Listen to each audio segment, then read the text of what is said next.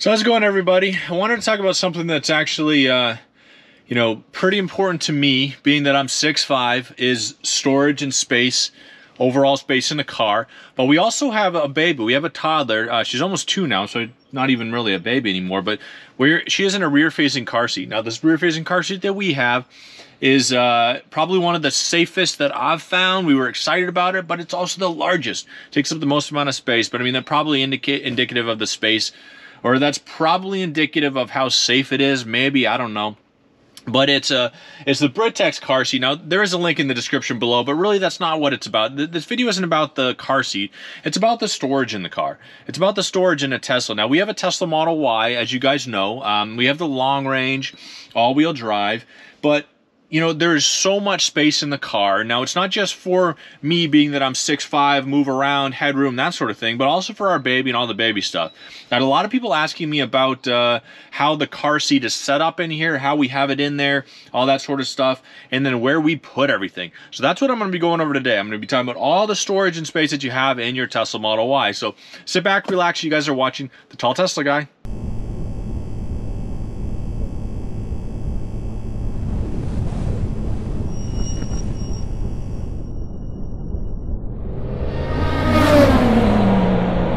This is a 2020. It's a Tesla Model Y. Now, this is the long range, all-wheel drive. We didn't get the performance or anything like that, but that doesn't affect the interior space. Now, as you guys know, when you fold the seats down in the car, you just have this expansive space in here. I mean, it's 68 cubic feet of space. I mean, you can put... we've put stuff in the car. I mean, I say that you can put lumber in here. You can put, bikes, and there's even a video with a canoe in there sticking out, stuff like that. I mean, we don't use it for that. I wasn't going to use the car as a utilitarian kind of vehicle, not as like a substitute for a pickup truck. That's just not the way that I was going to do. We wanted to keep it really nice, keep the scratches down, interior, that sort of stuff, as nice as we could with a baby or a toddler in the back, but we wanted to keep it nice. So we weren't going to do that kind of stuff. Now, you can do whatever you want with yours, obviously, but I just wanted to have a vehicle that gave us the space. Now, the Model 3 has plenty of space too. You can fold the seats down in there, and obviously you have a lot of room in there as well. A little bit less than the Model Y, because the Model Y has a hatchback, similar to like the Model S, but we wanted to be able to put our dog in the back. We wanted to be able to put our baby in here, have room in it, all that kind of stuff. I like the fact that the seats are up a little bit higher than the Model 3 anyway. They're on brackets. It's pretty similar. In fact, the actual makeup of the car is pretty close to the Model 3. They share about 75% of the same parts. However, the Model 3 seats are actually on a 2-inch bracket, so it does pick them up a little bit, which is kind of nice. It's more of an SUV kind of thing versus the sports car, which is the Model 3. So we liked all that kind of stuff. And then on top of that, with the hatchback part of it, we have that extra trunk area. And you even have 2 sub-trunks. So we're going to talk about all that today and kind of go over everything. I mean, as you guys know, I'm 6'5". I have more than enough room in the car, even with this ridiculously large, oversized baby toddler rear-facing car seat.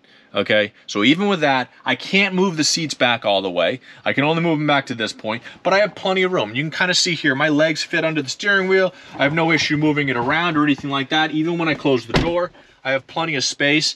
I have plenty of space, headroom about 3 or 4 inches above my head, plenty of shoulder room, which is really nice. I have all this space here.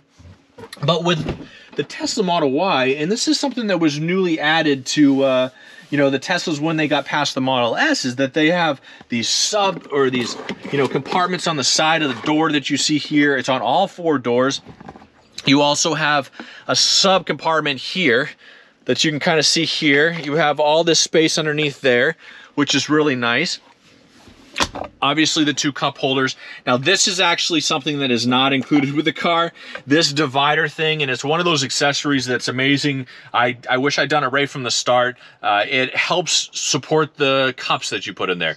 They should include it with the car. I don't know why they don't, but anything you put in there kind of moves around. So we got that thing. It's a super cheap additional upgrade, but it was definitely well worth it. So then obviously you have a place to store your phones. You have a sub area down here that, it's full of stuff right now, masks, sunglasses, all that kind of thing, but it's actually pretty deep. Glove box like a normal vehicle does, not a problem there.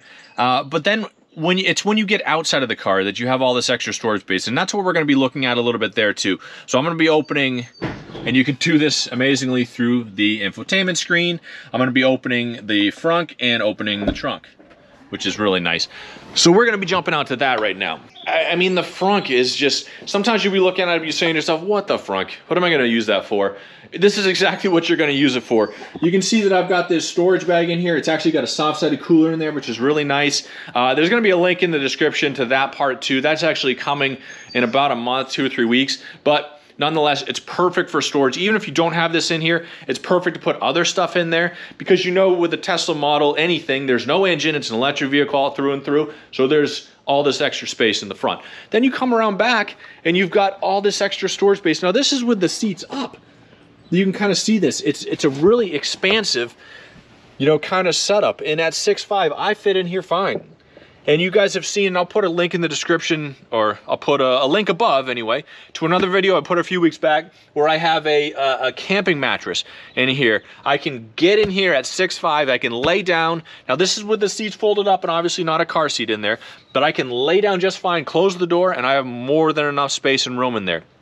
It's absolutely perfect, and it's absolutely perfect. And our golden retriever dog, now he is a heavy one, about 100 pounds. He fits in here perfect.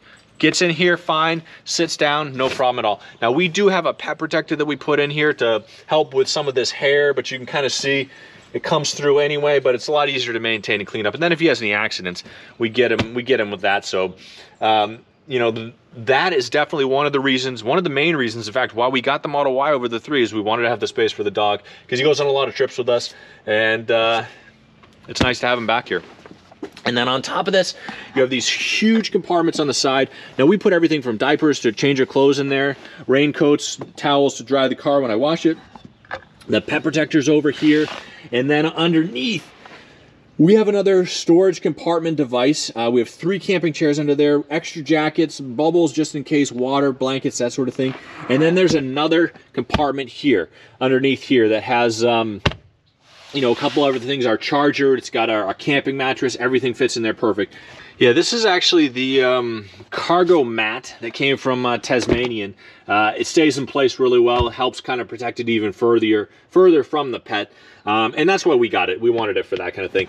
But, you know, moving into the car itself, you know, outside of the actual storage, I mean, as you guys know, when you have a baby, you have so much stuff that comes with them.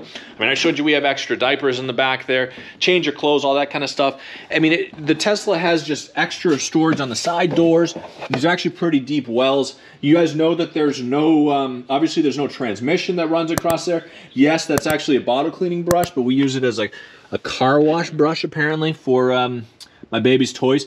But you can kind of see there, we actually have it's an organizer that fits in between the seats in the back here. It holds her books, it holds her games, anything she's playing with in that particular time, which is really nice. And then on top of that, we have the seat protector for the car seat that you know, helps kind of protect the seats a little bit from the seat itself. But this is actually the setup that we have in here. We have a rear-facing mirror so we can see her when we're driving, or as a passenger can see her.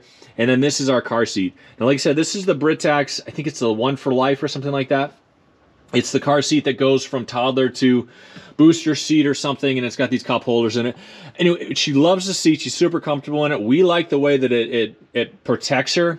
I just wish it wasn't so big and bulky. But nonetheless, it's a great car seat. It's a great car seat for what we're using it for, all that kind of stuff. But this is how we have it set up. Now, we have it actually in the middle, as you can see there.